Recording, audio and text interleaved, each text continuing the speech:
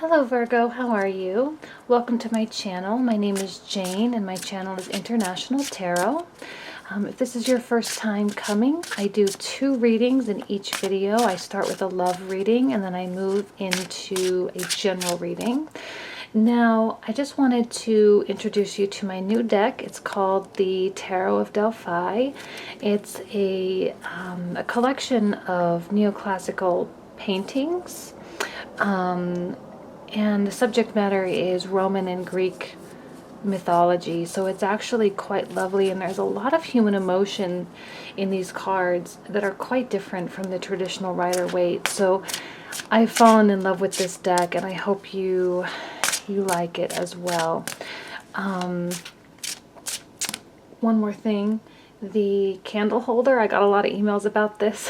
I just bought it at TJ Maxx, so TJ Maxx and maybe Ross might have it as well. Last time I was in there, there was a whole bunch left. So, and I think that's everything.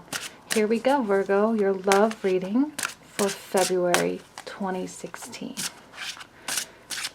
Virgo love.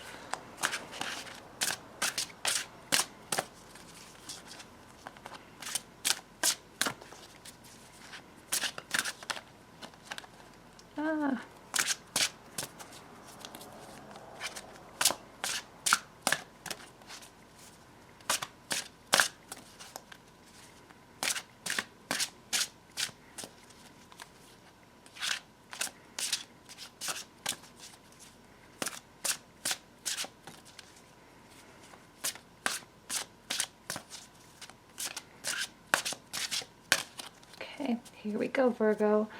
Your love reading for February 2016. Okay. The world, the garden, which is the world. The moon. Can you see these? I'm going to hold these up. I know the camera angle's not the best. The devotee of coins. The 8 of swords. Enchantress of coins. Temperance, the 8 of coins, the Emperor, and shipwreck, which is like the tower. A couple of different names in here. The face cards are interesting. They have, instead of the king, queen, page, knight, they have enchantress, devotee, artisan, and hero. And they take on, you know, similar attributes, but different as well. I'm going to start with the Enchantress and the Devotee of Coins. I see this as being your energy, Virgo, earth signs. I see you being both. In the very center of the reading, you are the Enchantress, and the entire reading really circles around you. You know, obviously, we kind of are the center of our own world. I mean, we are the, you know, the main character in the story that is our lives. So I think really the focus this month is going to be a lot on yourself. And it'll, when I get down to this part here with the Emperor, who I see this as being, you know, your partner or someone in, you know, that you might be dating, or someone you're interested in, or indicative of a potential. I'll get down to that in a moment. So there is someone else here represented by the Emperor directly connected with you. And some things going on here with the 8 of Swords and also the 8 of Coins. You have 2 8s, and then you have 2 major arcana on this side of the reading, which is great because it's, the reading kind of moves in this direction from, you know, time frame. Not always, but sometimes. So I'm just going to begin with the garden, which is the world. The world in the regular deck. This is an image, and I'm going to try to hold these up so you can see, 1, how beautiful they are, and 2, especially if there's a face and you can see, you know, the expression in someone's face, it really adds a lot of character to the story. So here you have women sleeping or resting under the tree of life, and wrapped around them is a serpent. To me, this indicates peace with where you are. I love that this painting is actually circular as well, because it gives that same vibe that the world has with the wreath, and truly indicating a new beginning and an end as well. I think a lot of us Virgos, I think we're really going through a significant transition in our lives. And the past couple months, the Virgo readings have been a little bit tough, but I see things really starting to take shape for you. You have the moon right next to the world. I think wherever it is we are headed, wherever it is that we are going, it might be slightly scary, but it's a risk that we are at peace with. And we are headed into something unknown. In a relationship, it might be leaving someone. You know, if you've had a difficult relationship and you've made peace with the decision to leave, or if someone has left us and you have, or has left you and you are feeling a need to maybe to move on and to explore that next phase of your life. You know, the moon is guided by angels. I mean, here's the angel here. While scary, while dark, you are safe in this environment. You are safe in the unknown and in the unexplored. And I don't see a lot of, well, that's not true. I was going to say I don't see a lot of hesitation, but I forgot you had the Eight of Swords. So maybe there is a little bit of hesitation moving forward. But I think ultimately you will forge ahead and you will be successful in your journey. There are roses in this darkness. They do surround you, and the light of the moon shines upon them. And roses, there are so many roses in this deck. And to me, the rose is so important because it truly is that connection with the divine.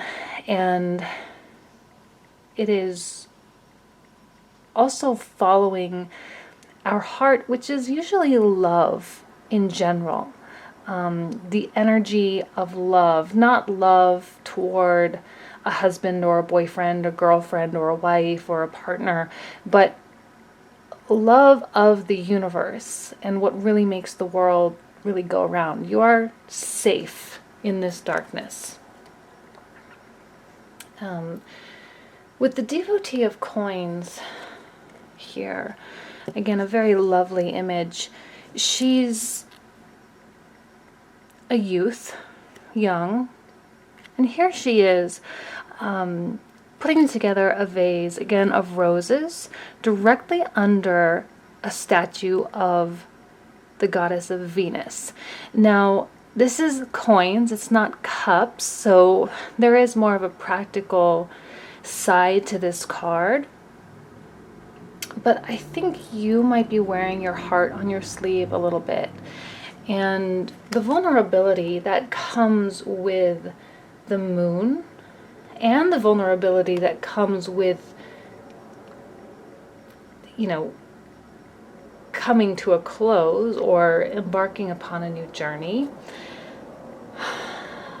which is perfect actually. You know, we are in a new year officially. We're not entering a new year. We are in the new year, and the new year has begun, and I think it's going to be really a great month for you. And you might be feeling significant transitions happening in your life right now. And the devotee of coins is that childlike, curious energy, but that is also, you know, more composed. But you are exposed emotionally in this state. And that's, I think you're fine with that. And I say all this, I say that you're okay with being in this darkness and everything because you have temperance. And I'll get to temperance in just a moment. I want to speak about this Eight of Swords first, because this Eight of Swords is connected with the moon, and it is connected with your energy as the Enchantress of Coins. If you remember in the Rider-Waite deck, the original image, or the classic image, I guess, is more a woman standing in, you know, and having swords all around her, and blindfolded and trapped. Well, here you have a woman trapped, but she's trapped near an extremely rough ocean. And if she were to step off, or if she were to be freed, she wouldn't really be free. And I think this, like I said, this might be that hesitation where you don't quite know which way to go. You might feel like you are fumbling around in this darkness. In a relationship setting, again, if there was a hardship in the relationship, if there was, you know, some miscommunication, or if you did actually end a relationship, while you may be feeling like you're okay, I'm on my own again, I need to figure something out, I need to move on with my life and make my life the way I want it to be, but yet still have an element of unsure, or not quite being able to see how to get there. And the fact that it's swords means that it is our thoughts, and there is an element of you allowing your thoughts to sort of control you and hold you back. It is something that can and most likely will be overcome. Now, as the Enchantress of Wands, of Coins, it's interesting here how trapped she is and unable to move, unable to go anywhere. If she does, she certainly will, I mean, become injured at the least. And yet here you are almost breaking free. I mean, she's tied, chains behind her back. I don't know if you can see. And then here you are breaking free. And what's actually happening in this card is she's actually summoning I believe her servants. I read the story behind all the cards. I'm still learning them. But I believe she is summoning her servants, or she's summoning people to come to her. And this indicates your ability. It's like the law of attraction, right? It is your ability to create your life and to make your life the way you want it to be.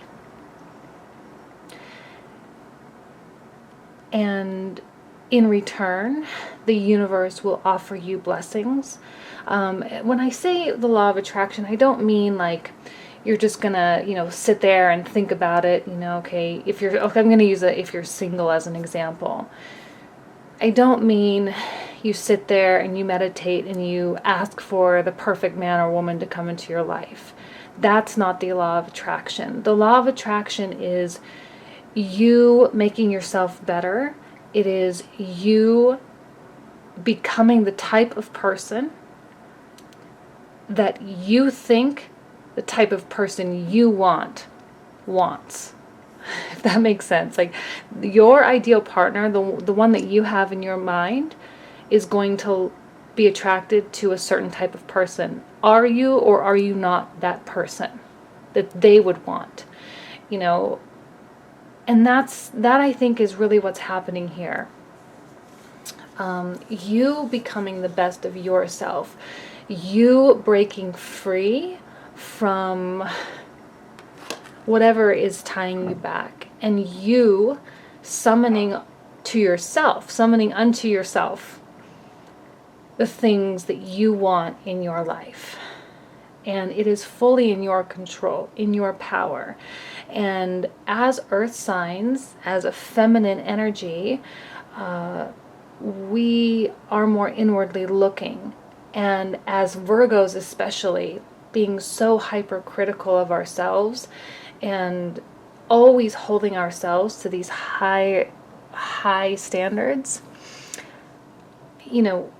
we are constantly feeling like we aren't good enough, like we aren't quite what we think we should be or what we could be. So it's probably a little bit of a challenge for you to actually feel free, but I see you reaching that level of peace with Temperance. Again, this is like the most promising card for me in this reading, with being directly connected to you. It is a major arcana. It is a trump card. So whatever ails you, whatever frustrates you, whatever it is you're losing yourself in, I'll get to the Eight of Coins in a moment, it is trumped by peace. Peace within yourselves.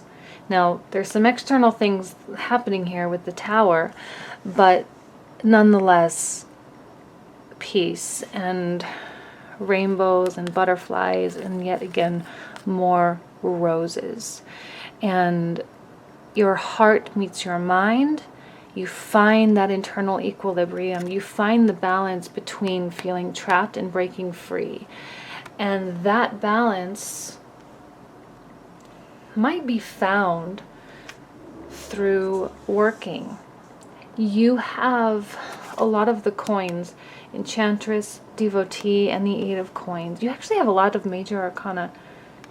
3, 4, 5 major arcana cards. The Eight of Coins is focusing on your work, focusing on things that you do, that you're good at, focusing on the things that are productive. It's your day-to-day life. And this is directly connected with feeling trapped and this Emperor and yourself, you being in control of your life and harnessing your energy and your internal power to the fullest extent. You are an enchantress, a queen after all. So you truly have the ability within you to do this. And as an earth sign, you are incredibly diligent. You persevere. You are steadfast. You make things happen. You produce things. It's what you're good at. And you harness that energy in really positive ways. And I'm wondering if you don't become more attractive as an individual. Like I said, like attracts like. You know, you can't be entirely lazy, and you can't be, you know, whatever you, I'm trying to think of things, it's not coming to mind, but you can't be, like, let's say you,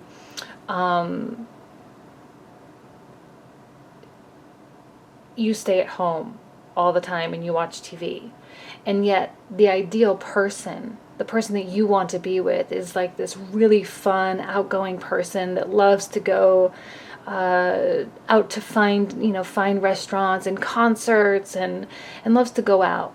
But you don't go out yourself. You know, how are you even going to meet that person? How are you even going to be introduced, you know, when you're not a part of that world? So you becoming the person that your ideal partner deserves. Okay? That's what I mean by this. And I see the Emperor here directly connected with you. I see you attaining that. I see you working hard and being diligent in order to become what it is you see for yourself. And if you are in a relationship, this makes you a more attractive person to your partner by just being yourself, by making yourself more valuable, you know, to the relationship and to society. If you're just dating, you might find people in different areas, different ways, different avenues that you have maybe never explored before. And this Emperor, whether it's indicative of your partner, your husband, your wife, or your girlfriend, your boyfriend, or someone that you're dating, the Emperor is sometimes an Aries, or could also be other fire signs, Leo, Sagittarius, or, you know, just have fire-like energies. They represent realism, like what's realistic, and being honest and objectivity, and also a very, strong and respected personality. It's someone that people look up to, that they admire on some level, someone that you admire. If you are single, this Emperor represents the person that you want. This is your idea. If you're in a relationship, a long-term established connection, this is your husband or wife at their ideal state. And that's like the reason why you married them. So you two working together and feeding off one another in order to be better people and to make yourself happier. It's probably doing things you've never done before, because this moon is directly connected with both of you. It could be going a place you've never been.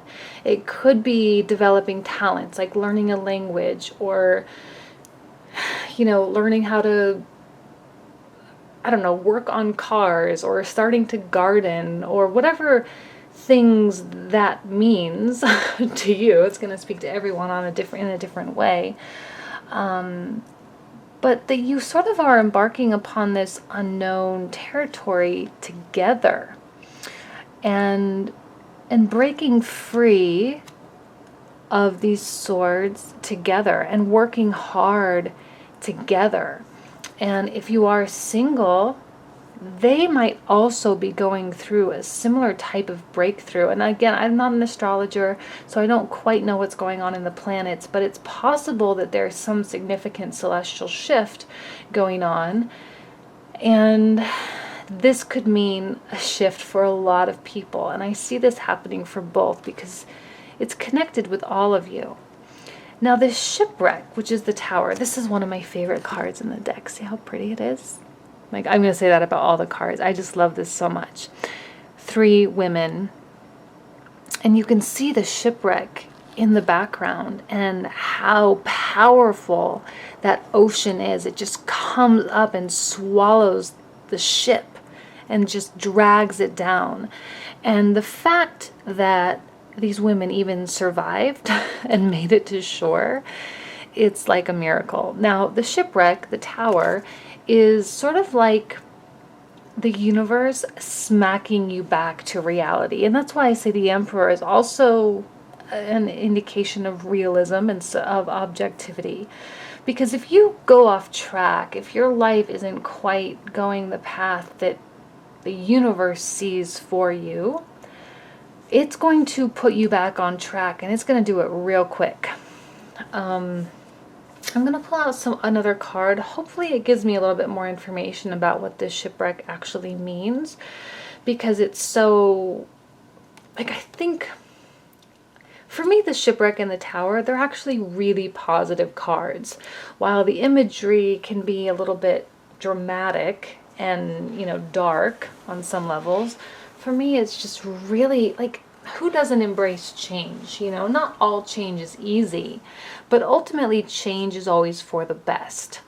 And the fact that it's associated or directly connected with both of your energies here tells me that it's something happening here. And I don't know if that's a romantic connection, or really a new direction in your relationship, or a new relationship really coming into your life, or a relationship even ending on some level too.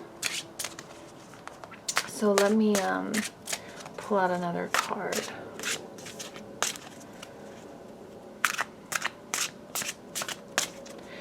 Again, remember, you are in a very vulnerable state with this devotee of coins. It is, I don't want to use the word innocence in this deck for some reason. It doesn't really speak to me on an innocent level, maybe a naive level, but not not innocent, not that, because none of us really are, let's be honest.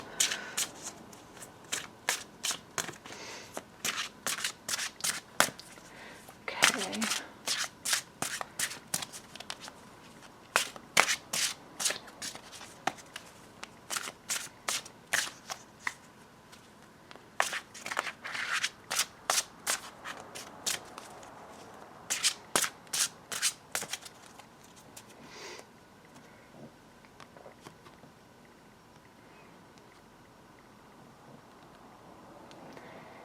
And I think the top one actually. Okay. The High Priestess. Well, see, I mean, it's like such an opposite energy here. It goes very well with Temperance. I love this card too. So here you have the High Priestess sitting on her throne. The incense, the smoke around her. She represents, again, following our heart. And you are probably very aware of your heart and your vulnerability. And I'm going to leave this tower up to you because everyone's story is going to be different. What does this mean? Are you breaking free from a bad relationship, from something that was toxic that you need to get out of your life? Are you breaking free from being single and moving into a relationship? Are you breaking free from a path of negativity in an existing relationship, from something, you know, maybe using your partner as an excuse not to do something? Or some circumstances in your life as an excuse not to do something. Ultimately, if you are moving into a relationship or are in a current relationship, I see this being a really positive card here for you. And the universe will get you on track. If you are meant to be in love, you will fall in love. If you are meant to be out of a relationship, you will get out of that relationship. And the Emperor is also a very constant type of energy. So whether you're breaking that constant in a very dramatic way, or are you moving into a phase with someone very stable, very reliable, very loyal. You have the power of the High Priestess on your side. The High Priestess indicates our intuition, our mind's eye. She also is a very mysterious energy. It can also indicate our subconscious on some level. She goes very well with the moon. Again, another major arcana, the High Priestess. Very well with the moon. She is our connection with our higher selves, our all-knowing selves. You have the power on your side. She is here for you.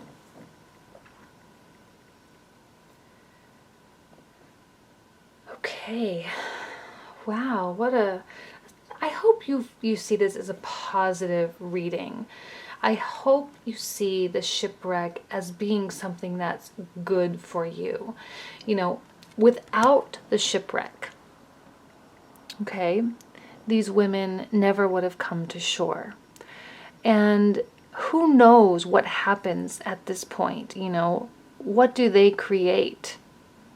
What do they end up doing? You know, do they build a community? Do they get rescued and move to a new land? Or, you know, what's really in store for them from this point forward? Their world has been shaken dramatically. And what's there? You know, like what's happening? What's directly in front of them? And again, this is a short-term reading. So it's not like a change for your whole life, you know. But in a moment's notice, and in as much as one decision or one day's worth of energy, your whole life can really change course. So it is kind of like a long-term reading in that sense. But again, just I hope you do feel that it is a positive reading, because the universe is on our side. It wants us to win. It wants everybody to win and to be happy. And sometimes we get off track, and it needs to put us back in our place. So, okay, Virgo, let's do your generals.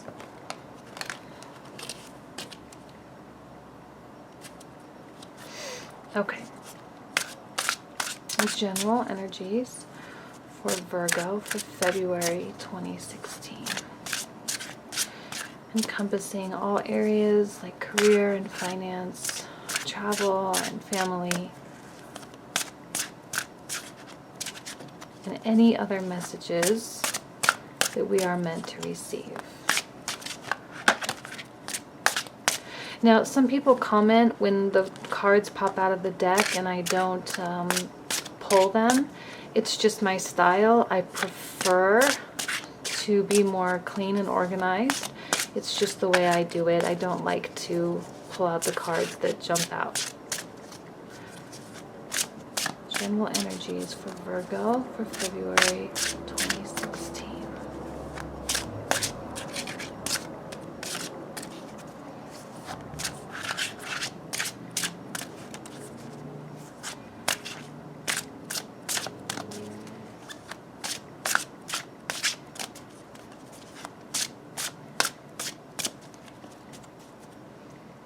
Here we go. I think I already know which one I'm going. Nope, this one.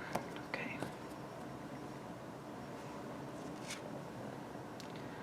The Lovers,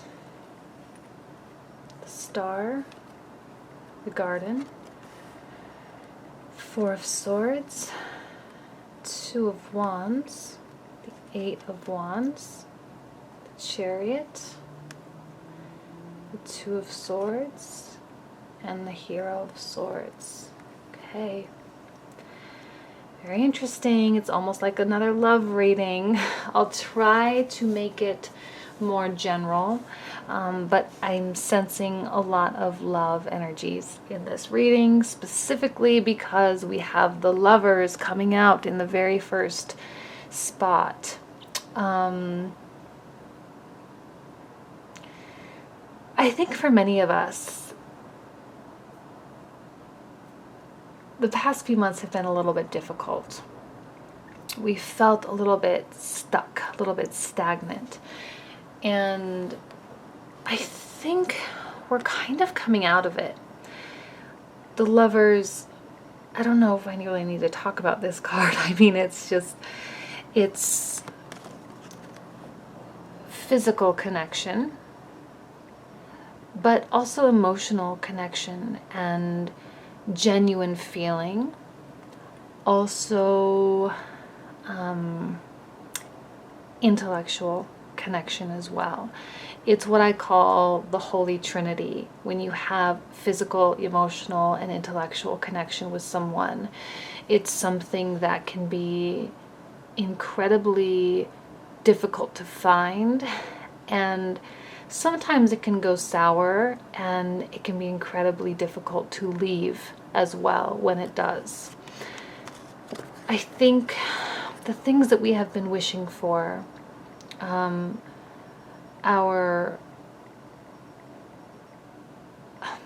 this is the card of wish fulfillment and things coming to fruition and us manifesting the things that we have been projecting out into the universe, and things becoming reality. And again, with the Eight of Wands, swift motion, swift movement, very similar to the shipwreck or the tower. And I love this card. I don't know if you remember, but in the other deck, it's like wands just going through the card like that and that's it. The human element of this card is like being reunited and receiving some, like this reminds me of when veterans surprise their loved ones, like at Thanksgiving, or they show up at work and all of a sudden they're there, and their loved one is so shocked and but yet so excited and so happy, and they just run and hug each other, and it's just this whirlwind of happiness and joy, and like everyone's crying, and it's so overwhelming, but it's so wonderful and so powerful, and it's a life-changing moment. This can be on so many different levels. If it's a career choice that we're making, it can be like feeling like finally things are the way they're supposed to be. Like we feel connected. We feel like things are complete. We feel whole within ourselves, and we feel happy. And the things that we have been manifesting, that are the things that we have been projecting, again, similar to that law of attraction, the things that we have been working for. Now, this card is a card of like silent action. She's still, she's not moving, she's not doing anything. She's just staring out to the ocean and envisioning her life. She's making wishes and she's forming her world. She's allowing herself to speak to her higher self, to speak to the universe, and to generate that energy and to get it started. You know, whatever it is that she wants, she's getting the process started. But I think whatever it is she's wishing for, maybe in the relationship capacity with the lovers can also indicate a reconnection with our own personal beliefs. So taking romance out of this and taking love out of this is a reconnection with how we feel about our life. How we feel about the direction we're taking, how we feel about our choices that we've made, and feeling at peace with that, and reaffirming that yes, that's truly what I do believe. Can speak to you on political levels, on career goals, you know, that maybe you truly are in the career choice, the career path that you are wanting to go, or that you're happy with the choice to change with that shipwreck in the last reading. Could be that as well. And whatever it is you're manifesting here and making these wishes, and whatever makes you feel complete, it might come faster than you think. Let me let my cat out really quick.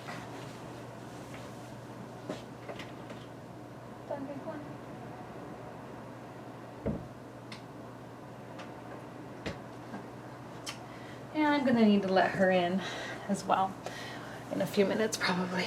So it comes back into your life more quickly than I think.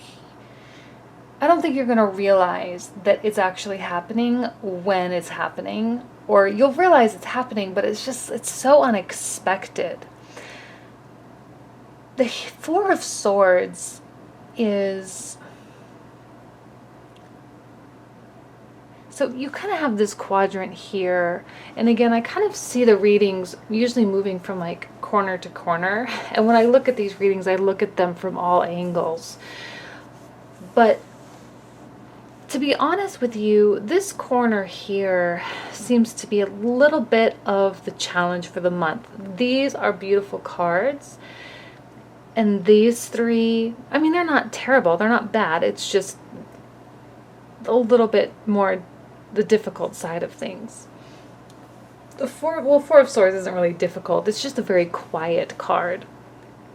Okay, it means quiet meditation and like taking a rest. But also it's a card of visualization. So you have the card of visualization, and you have the Two of Wands, which is the card of also on some levels visualization and projecting. And when I said before that this was like a quiet active card, for me this woman in this picture, and same with the other deck, the man in the picture, while they're standing there, they are in fact, like planning what steps need to be taken in order to achieve what it is they want. They're planning. Not only are they projecting and making wishes, they're actually planning and setting things into motion. Before an action can ever occur, there must be a thought behind that action, usually. Premeditated thought.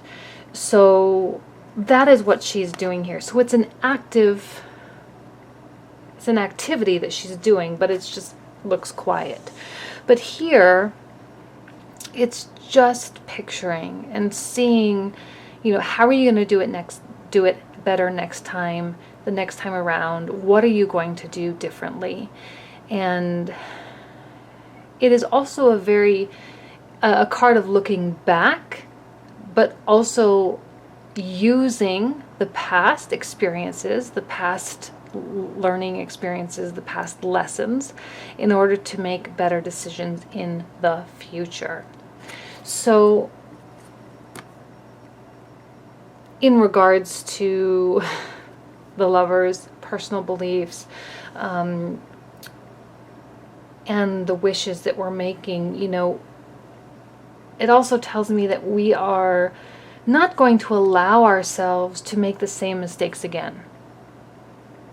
What can we do differently to ensure that our life becomes what we want it to really become? What can I do to shape my future to be who and what I really want to be? And what do I need to do? What's my first step? Virgo, we're incredibly practical people. We are action-oriented, though cautious. We are productive, and we are able to make things happen. And with this, though, I see things coming to fruition more quickly than we probably originally expected. Now, the Chariot. I love this Chariot. And the Chariot can mean so many different things. With the imagery on this card and the way it speaks to me, even though I can look at the other deck and say, well, it kind of means this, but I am seeing, there are dualities happening here. You have the two horses pulling the chariot, but in this card, instead of the beasts pulling the chariot in opposite directions, they're actually being guided by someone, and they are working in tandem. And you have a man and a child here. The man is being crowned. This is a card of accomplishment and achievement. While the sevens can be difficult energies, and there are those opposite polarities, you have this, I guess really you have a man versus a boy. If you look at the horses not being guided and they do tear in different ways, you could look at it that way, but I don't see it that way. I'm seeing victory for you. Now, the reason just why I said that it was tough is just because you might not see it that way, or you might be blinded to that victory. With the Two of Swords, the Two of Swords, swords indicate truth, right? Truth and thoughts, and the Two of Swords is,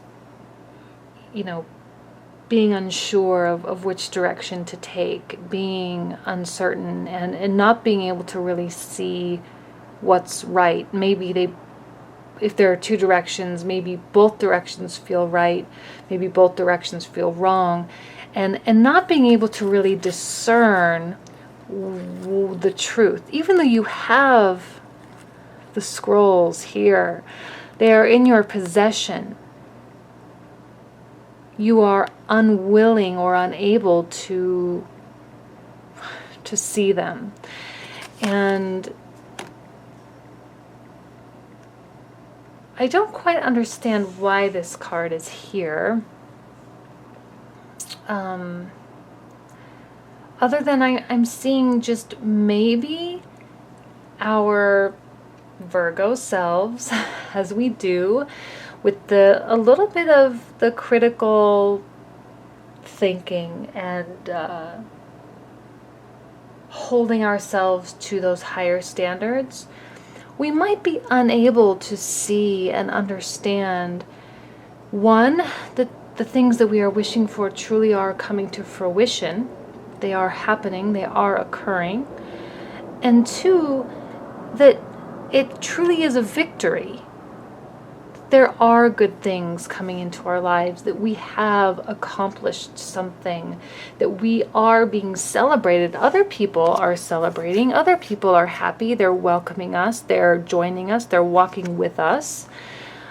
But yet, we are so focused on our future, on our visualizations, on setting our goals, on focusing on our personal beliefs and what it is that we truly are feeling about certain things, whatever those things are. And they're coming in so fast that maybe we just really aren't able to allow them to be the victories that they truly are. That's really the only difficult part of this that I'm seeing. Now, I do want to speak to this on a relationship level, because the Lovers is here, and sometimes the Lovers can really just trump any other concepts, because it is so indicative of a romantic relationship. And you have the Hero of Swords here, which I'm not picking up is your energy, Virgo. I'm seeing it as someone else. Like the Emperor in the last reading, I am truly seeing that as being the same. And they're directly in line with like maybe there really will be a reconnection with a partner. Maybe that is the shipwreck. Maybe that is what comes into your life. And all this projecting and all of this manifestation of the things that we truly want for ourselves.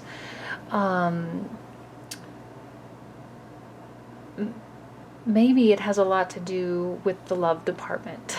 And look at this card. It kind of speaks to the dualities and the opposing forces in the Chariot concept a little bit, because here you have a warrior who takes a moment to provide some level of comfort and sweetness and kindness to this woman, and provides her with roses, again roses, symbols of love, red roses. And just for a moment before he leaves off to war, it's a very, talking a lot about the warriors, we have the Eight of Wands here, and how I just described it as a warrior coming home. Very interesting. I didn't do that intentionally, but that I'm wondering if you aren't, if there isn't something that happens with this person, someone you're starting to see, someone that's in your life, you're dating, you're in a committed relationship, a marriage, whatever, that there really isn't a rekindling or a new level of your relationship, a new phase that you may have never entered before. When I say a new phase, I don't necessarily mean like you're moving from being a couple into having children. Your children are moving out, you're moving into retirement, and that's not really the phase that I mean. I mean more just a level of respect for one another, a level of, again, reaching that holy trinity, a new level of physical attraction, a new level of mental attraction, and a new level of emotional connection. And And that really is due to you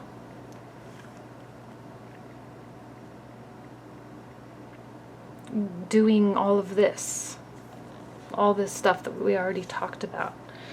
But yet you might be somewhat blinded to the change. You might not quite understand, or, you know, it's happening, it's around you, it's there, but it just might not feel as victorious as it actually is. You might not want to celebrate it as much as maybe you should.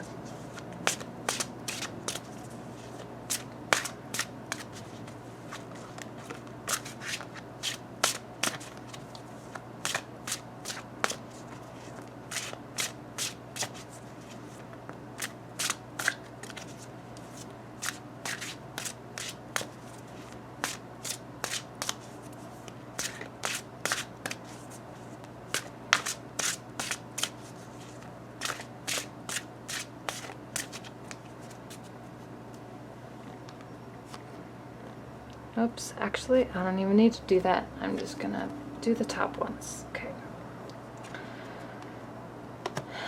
And the Eight of Cups. You had 2 8s in the last reading as well. So 8 is really a theme for you. But you don't have strength, which is fine. But the Eight of Cups is...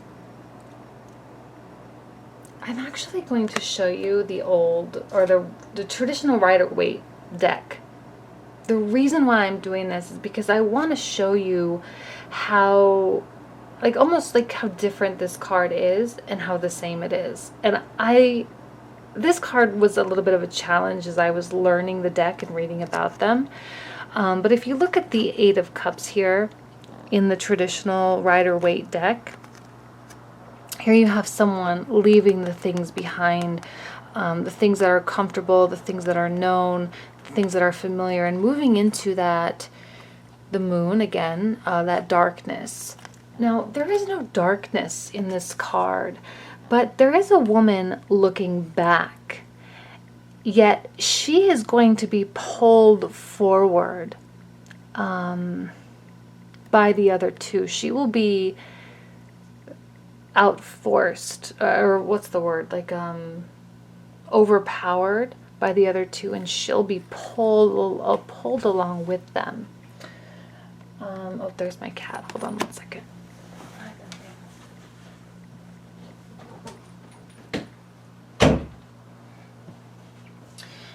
Now, sometimes we do look back. There's a lot of looking and gazing and resting here in these cards, and here. And sometimes we do look back, yet we continue to move forward no matter what. And it's okay, because the past is important. It is a part of who we are, and it is where we came from. Just so long as we don't allow ourselves to not move forward and to not embrace the new change that comes into our lives. And,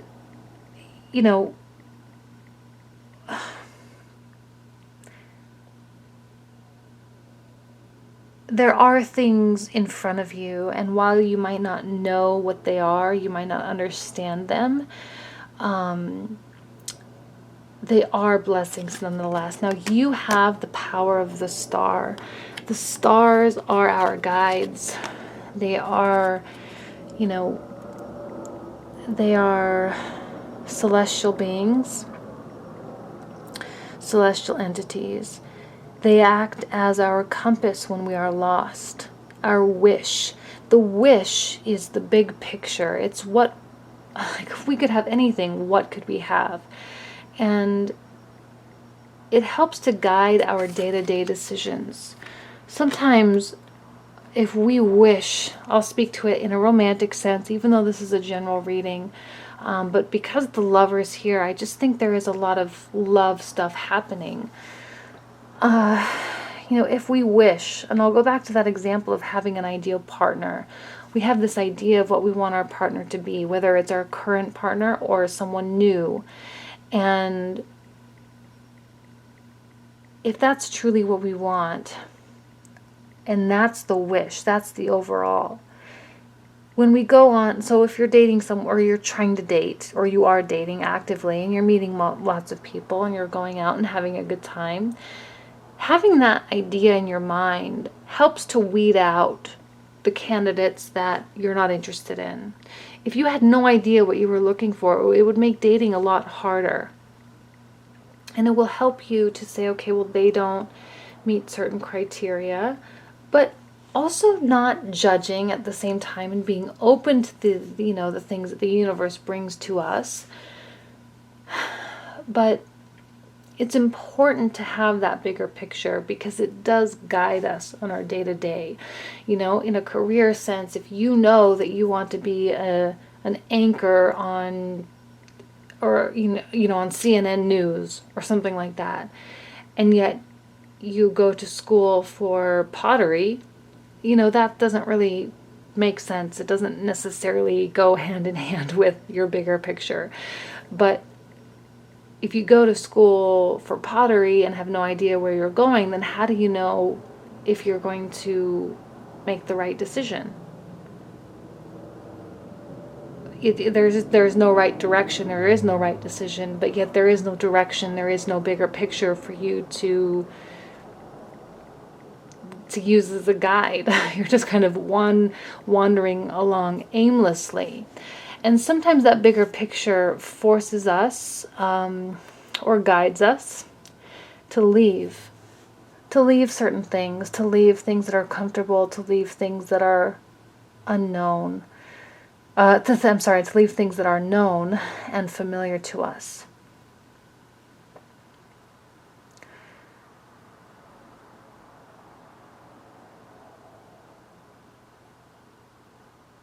Okay.